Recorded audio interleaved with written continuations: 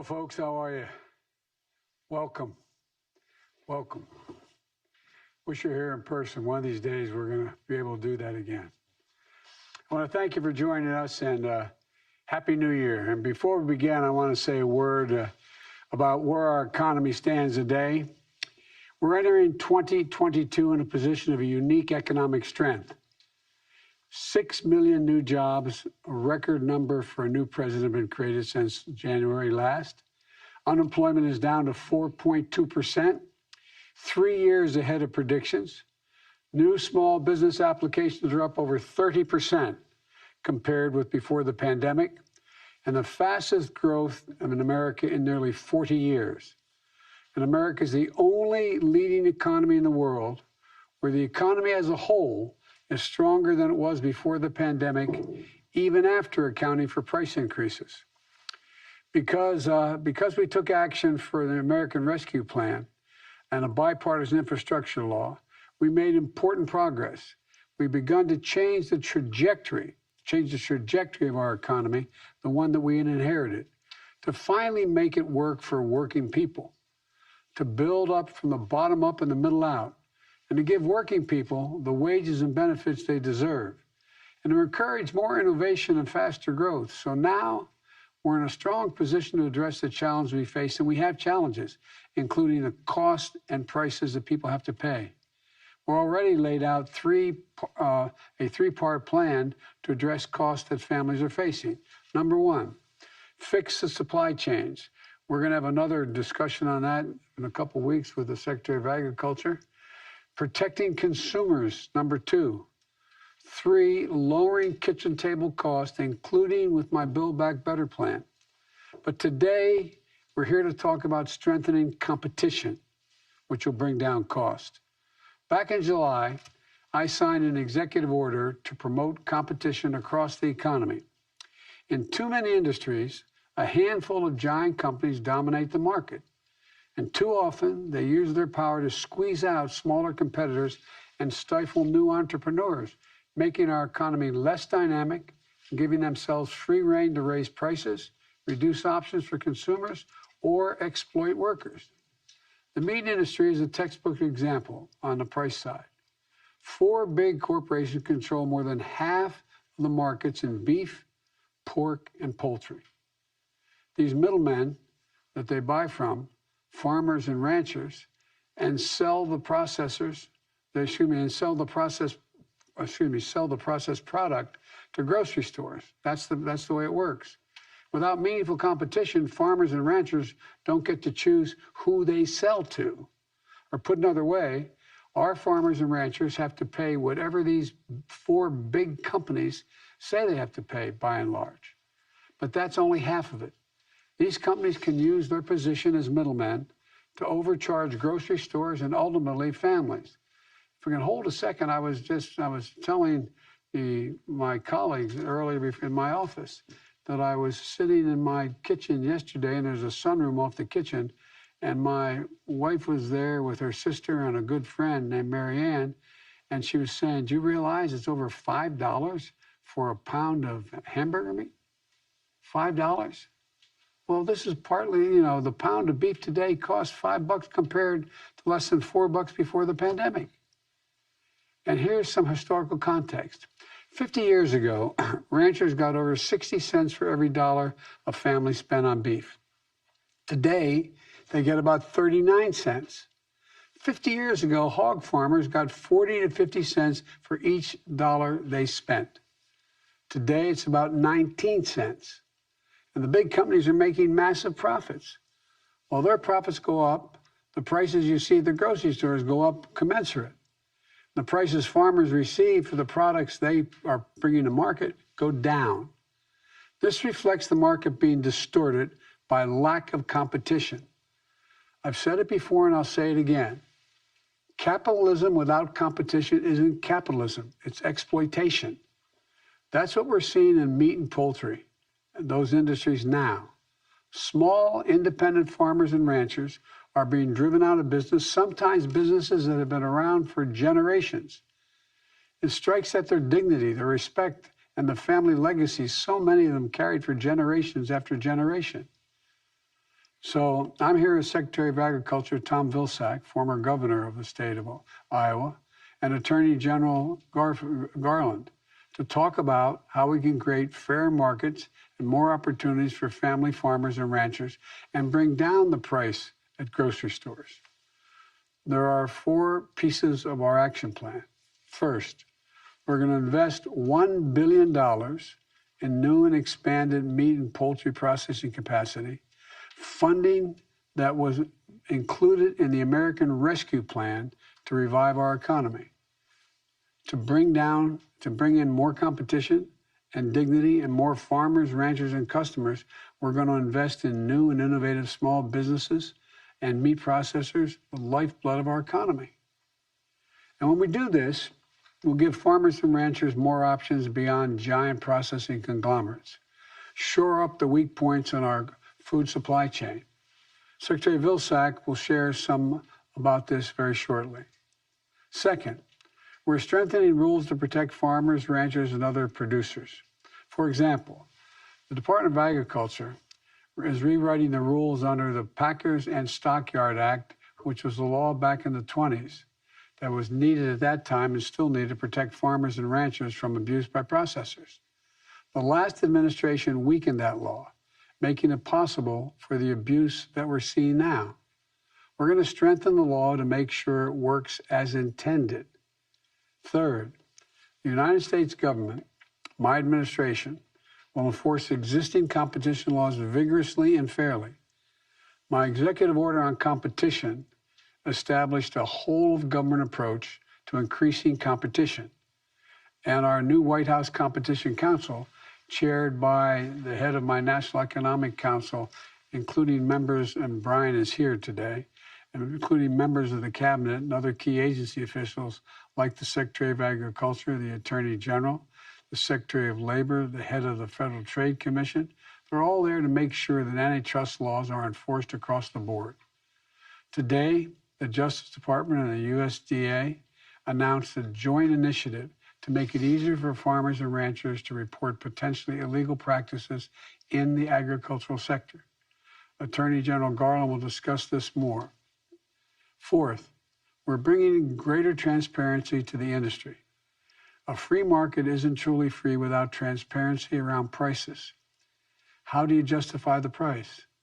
And right now, that's largely disappeared in the cattle market transparency. Back in August, the Department of Agriculture took steps to address this, and we're going to keep pushing.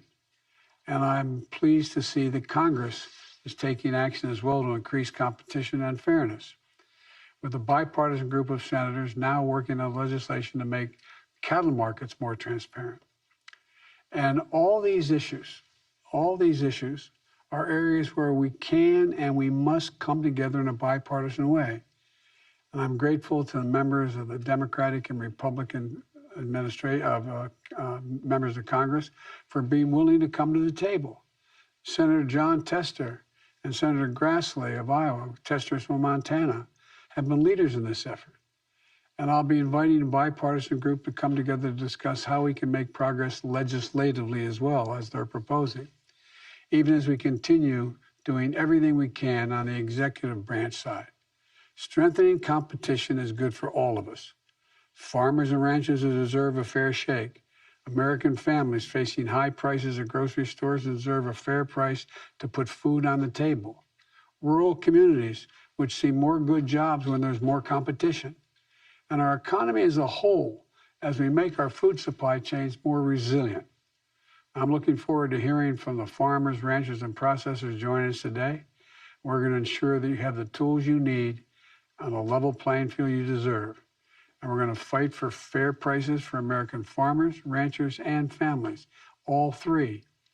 With that, I'm going to turn it over to Secretary Vilsack. Tom, the floor is yours.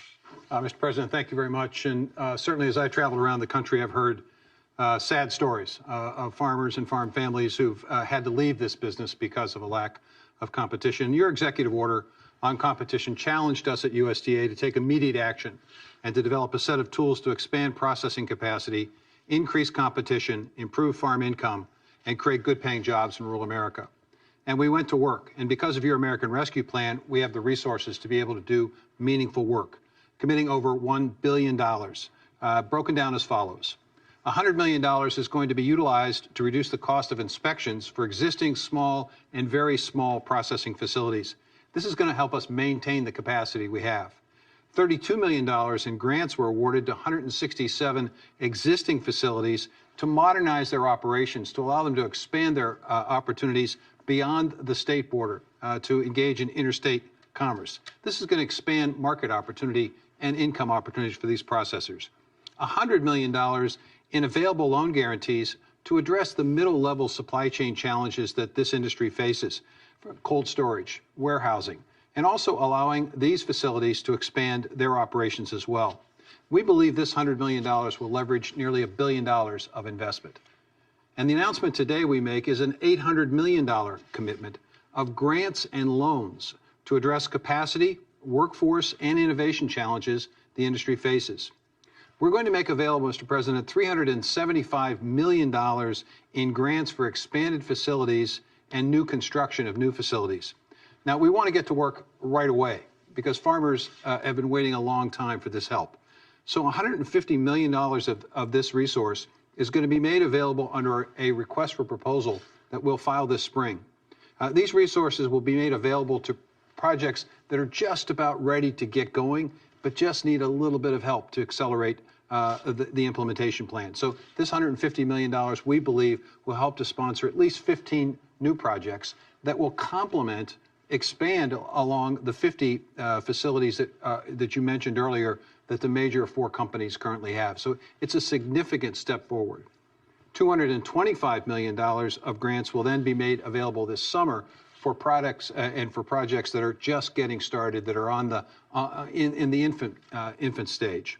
Our phase 1 goal, as I indicated, is 15 projects. Additional $275 million, Mr. President, is going to be provided to our lending partners to create more affordable loans and financing available for facilities that are being built. Even if we build more facilities, we also need a trained workforce, Mr. President. And so $100 million of this resource is going to be used to support and to create a pipeline of well-trained and experienced workers so that we can expand this workforce in rural America. These will be good-paying jobs that will support families and also support farm families, Mr. President. And then $50 million of it is going to be utilized for technical assistance and research. We're going to need a lot of innovation in this industry. We're going to need new business models. We're going to need new ways of innovation and technology to create greater efficiencies. And small and mid-sized facilities need to have the opportunity to have this innovation as opposed to the big 4. Now, as you indicated, it's not just about money. It's also about rules and regulations. And we are strengthening our packers and stockyards enforcement effort by leveling the playing field for producers and processors. And we're also working on a voluntary label program called Product of the USA to allow consumers to know exactly where their resources, their consuming dollar is being spent. We think this is going to better inform consumers in making choices. And we're looking forward to the creative partnership that we have with the Department of Justice, a strong working relationship in terms of enforcement. Mr. President, what this really is all about at the end of the day is improving farm income. It's about creating good-paying jobs in rural America that are so necessary. It's about giving the consumers choice and a break at the grocery store. And it's exciting work. And we at USDA are really engaged in this and involved in working with our farm partners, as I suspect you'll hear today.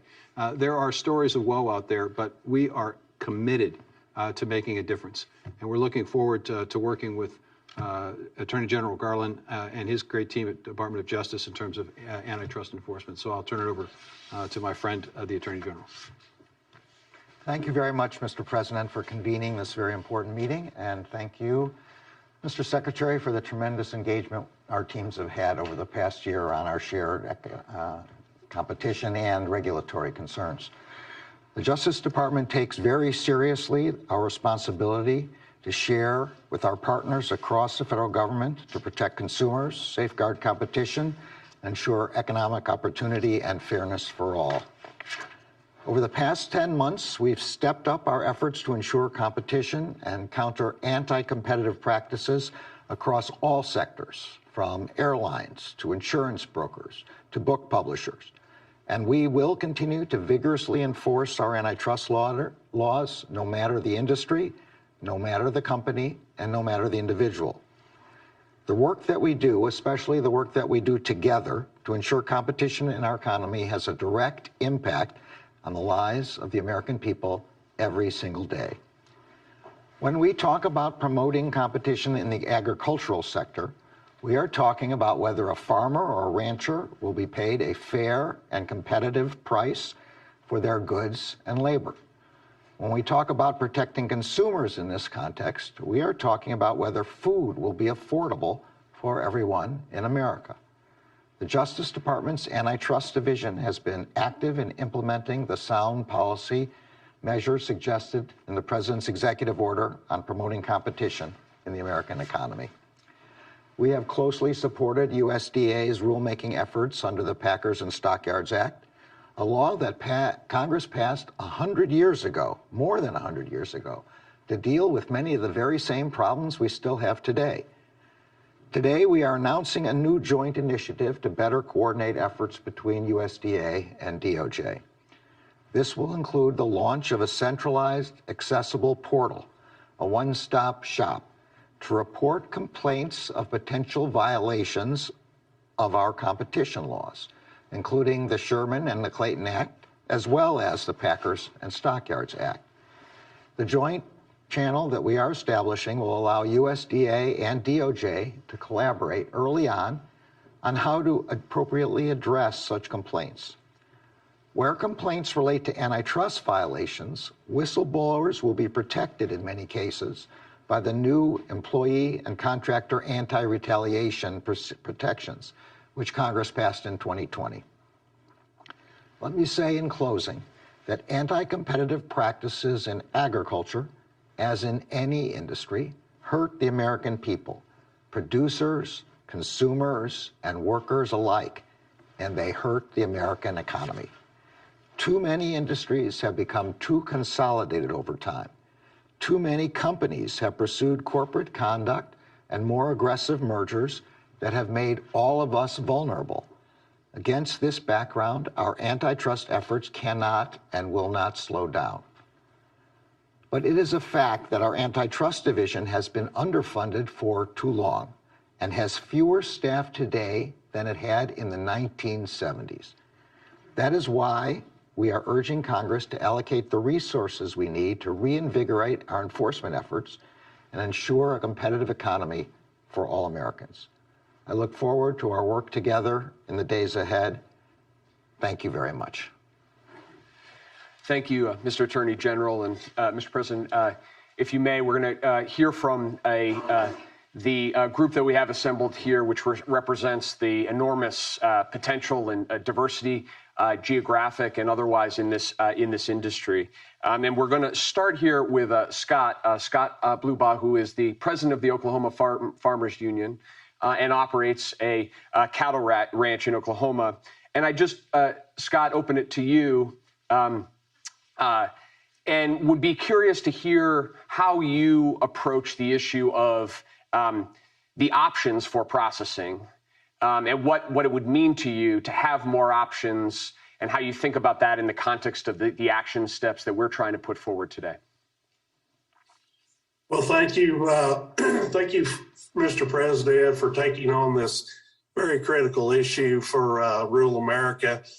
You know, this is on our minds of all of our farmers and ranchers throughout the country, and not since Teddy Roosevelt had we have a president that's willing to take on this big issue. So thank you very much for that. To answer your question, what will it do for me as a farmer and rancher and my membership here in Oklahoma and the American farmers and ranchers? Is if we are able to be able to process our animals on a more local level, we can retain more of that retail food dollar at our farm gates, at our farms and ranches, in our family operations, and in our rural communities. For too long, we have seen the multinational meat packers suck out all of the wealth of rural America and put it in their corporate coffers, and in some cases, even overseas. So we're excited about being able to have local processing done by local people and then sell directly to the consumer. Whether we can sell to the grocery stores, the restaurants, or the consumers directly, all of these will enable our rural communities to be lifted out of poverty.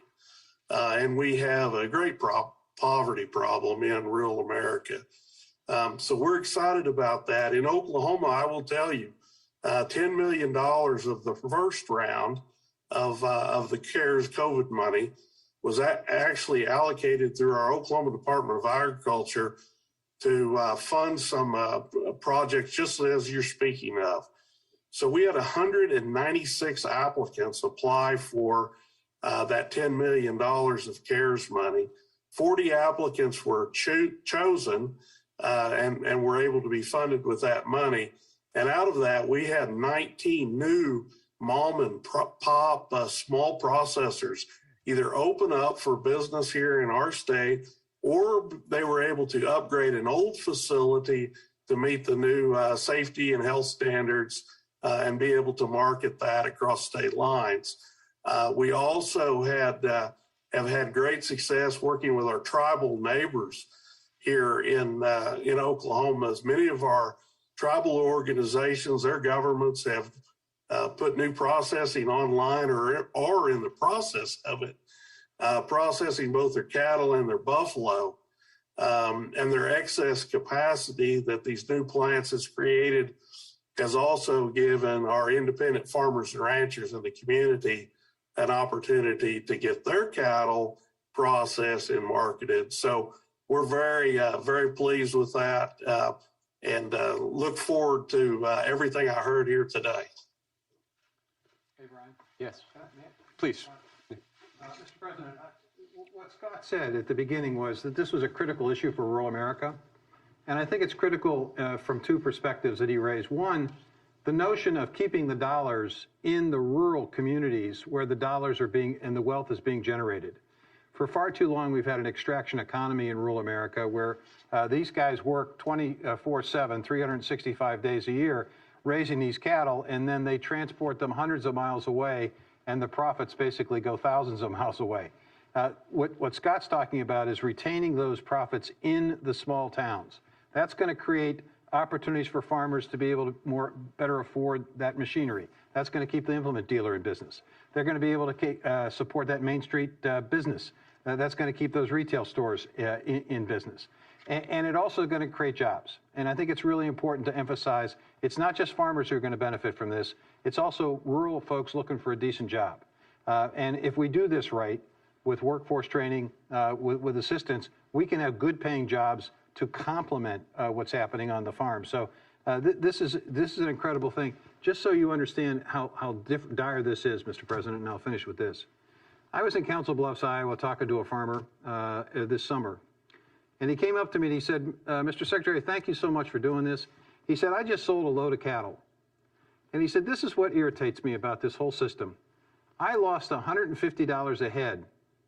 $150 a head I lost on this cattle. But I know the processor that purchased those cattle is going to make $1,800 a head. And he looked at me and he said, Mr. Secretary, how is that fair? It's not. Can I ask you a question, Scott? When you talk about, you said be able to go locally. How far do you have to go before these smaller operations opened up to sell your cattle? I mean, the average farmer, cattleman in Iowa or in Oklahoma or wherever, how far do they have to take their cattle to actually sell them? Well, if we sell the cattle to the big four processors, then it's several hundred miles And it's a little bit misleading that we have 4 of these very large companies and processors, but they're located more regionally. So in many cases, there's only one option to sell to. And so it's a take it or leave it price that you're offered. So when we tried to go around that system and not give our cattle away to these multinational companies, but if we can process them on a local level and then sell directly to consumers, it's just a win-win for everybody. It's a win for the consumer. They get more choices. In my opinion, they get a better product. And we know because of the pandemic has shown us and proven to us that consumers want to buy local if they can. And they want to know where their food comes from. And they trust the American farmer and rancher to do that. And their faith in the American farmer and rancher is far greater than any of these multinational companies. So it's just a win-win for everyone I see, except maybe these 4 companies we're talking about. Thank you. So, Mr. President, I want to ask Corwin Heatwell to come in. Corwin is the founding farmer and CEO of Farm Focus, and to pick up on the last point, Corwin's on the front line of actually innovating and creating an alternative processing facility in the poultry industry. So, Corwin, can you talk a little bit about what motivated you to do it and the challenges that you've had in building your company? Yes, thank you. And as a 6th generational farmer, I greatly value the farming lifestyle, but it was grieving when I saw dozens of farms closing down around me, and I realized that my own farm was not viable for the next generation. And we knew that something had to be done, but there was no option for us to get our animals processed locally. And everyone kept telling us that farmers don't start chicken companies. So with no other options, we started a company with a mission to promote and protect generational family farms. And we're now partnered with 73 independent family farmers and on track to exceed 100 this year. And we're also providing poultry products for around 1 million consumers. And our unique and scalable model of partnering with farmers focuses on the financial viability and sustainability. And it brings solutions to the 3 pain points that exist with the conglomerates. 1, the lack of ownership of animals and inventory on the farm. 2nd, the lack of operational control that belongs in the hands of the farmers. And 3rd is the tournament pay system that plays farmers against each other. And we found that when you empower farmers with ownership and control, enabling farms to be viable and sustainable for the next generation, that incredible success stories emerge of farmers returning to success from the brink of bankruptcy. And you even see the next generation returning to the farm. And we've seen the average age of our farmers now trend about 10 years below the national average. This model has enabled a resilient community of thriving farmers while bringing the consumers the transparent and traceable products that they've been looking for. And we're excited that this administration is focused on increasing the capabilities that create more options for generational family farmers. And we ourselves look forward to partnering on these new programs to expand and touch more farmers and communities. We believe that together we will continue to level the playing field for farmers and ranchers while establishing a more resilient supply network. So we thank you for your diligence in helping preserve the legacy of the American farmer. Well, thank you. Thank you. You know, everybody, I come from the state of Delaware. Everybody thinks the big industry is chemicals. It's chickens. Chickens, broiler chickens, billion-dollar industries, and needs help. So anyway, sorry, I don't want to get too personal here. We're going to move to the next set, but we're going to pause for a moment and for the press to exit. Okay. Can I ask you a quick question on the new CDC guidance? In your view, do you think it should have included a testing component? Thank you, guys. I'll be Talk to you about that later. And when will Americans get those free COVID tests? You have confidence in Thank yourself. you very much. Are you going to break up the big four meat packers, Mr. President? All right, guys. Thanks, guys. You have confidence in your COVID team. Thanks, guys. Thank you. Thanks for your patience. And Kelsey, we're now going to turn to community